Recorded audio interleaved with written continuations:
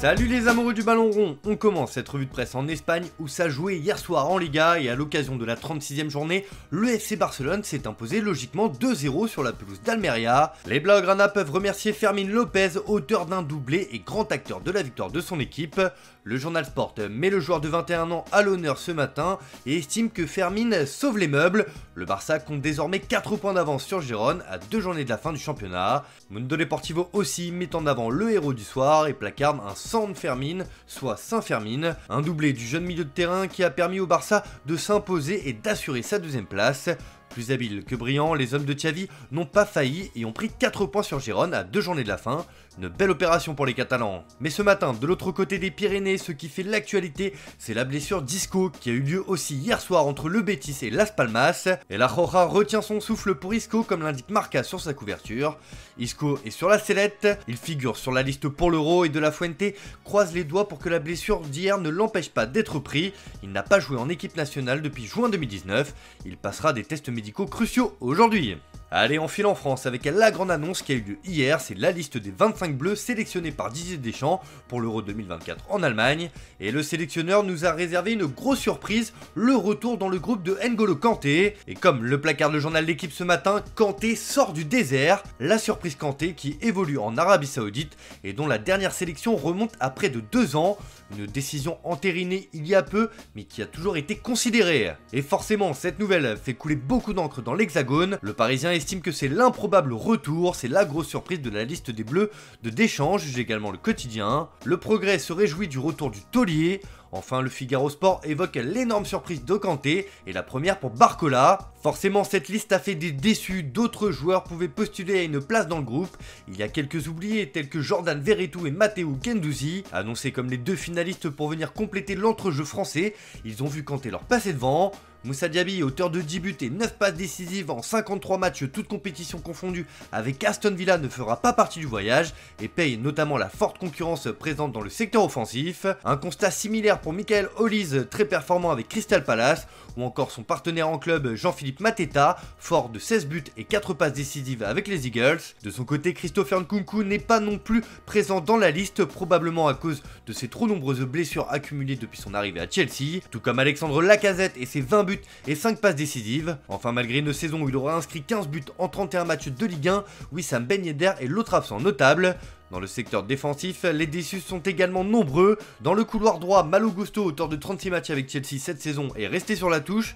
Une issue tout aussi malheureuse pour Mohamed Simakan, malgré sa polyvalence et ses belles performances réalisées du côté du RB Leipzig. Enfin, dans l'axe de la défense, Jean-Claire Todibo, grand artisan de la solidité niçoise cette saison, et Axel Disasi, appelés par le passé et installés dans le collectif des Blues, ne verront pas non plus l'Allemagne.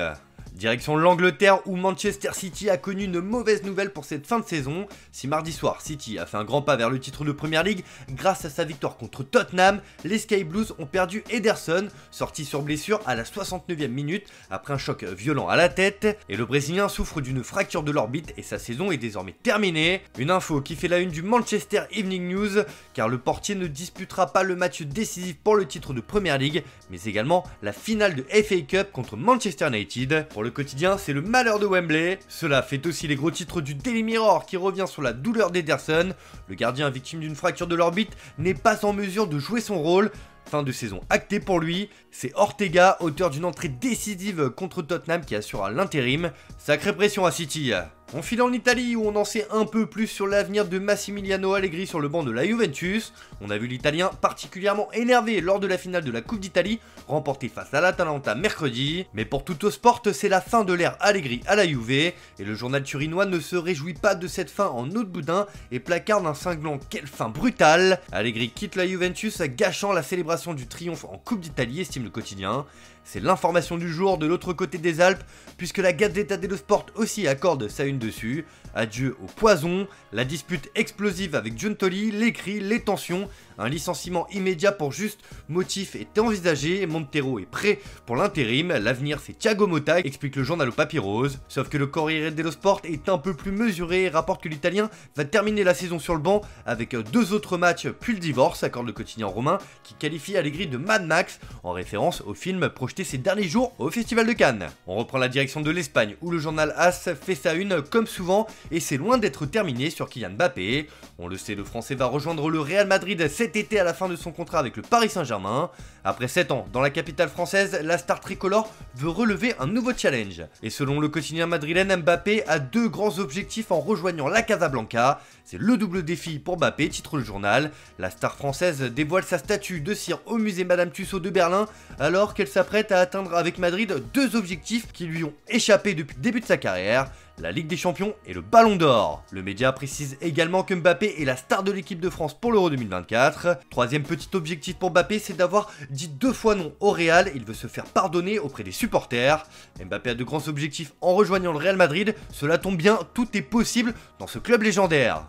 Allez, on termine ce tour de la presse en Allemagne avec du mercato et forcément c'est celui du Bayern Munich dont il est question. Ce matin, le journal Bild nous lâche de sacrés noms que le club bavarois voudrait recruter cet été. 3 stars notamment sont dans le viseur du Recordmeister. Théo Hernandez, cible de longue date des dirigeants allemands et qui est ouvert à un départ de l'AC Milan. Le deuxième nom évoqué est celui de Xavi Simons et là c'est une vraie nouveauté car le néerlandais a explosé avec le RB Leipzig cette saison. Mais le joueur de 21 ans privilégie un prêt au FC Barcelone alors qu'il ne souhaite pas revenir au PSG. Le Bayern voudrait s'immiscer dans le dossier et le convaincre de rester en Bundesliga. Enfin, Frenkie de Jong est aussi cité par le quotidien allemand. Le néerlandais pourrait être poussé vers la sortie par le Barça. Le Bayern veut en profiter pour rafler la mise et relancer le milieu de terrain. Mais il faudra sortir le chéquier pour s'attacher ses services. Reste à savoir qui sera l'entraîneur bavarois la saison prochaine. Peut-être Thomas Tuchel qui pourrait finalement rester après avoir annoncé son départ en fin de saison. Si l'Allemand accepte de continuer en Bavière, il a fixé 2 conditions à sa direction. Il demande le soutien le plus complet de toute la direction, pas seulement d'Herbel et de Freund. C'est exactement ce qui lui manquait dans son mandat précédent. La deuxième condition est une prolongation de contrat. Tuchel ne veut pas être un faire-valoir pour la saison prochaine avant que le club lui trouve un successeur digne de ce nom. Bref, l'été s'annonce chaud au Bayern. Voilà, c'est tout pour ce matin. Bonne journée à tous, merci de votre fidélité. On se retrouve en fin d'après-midi pour le JT Foot Mercato.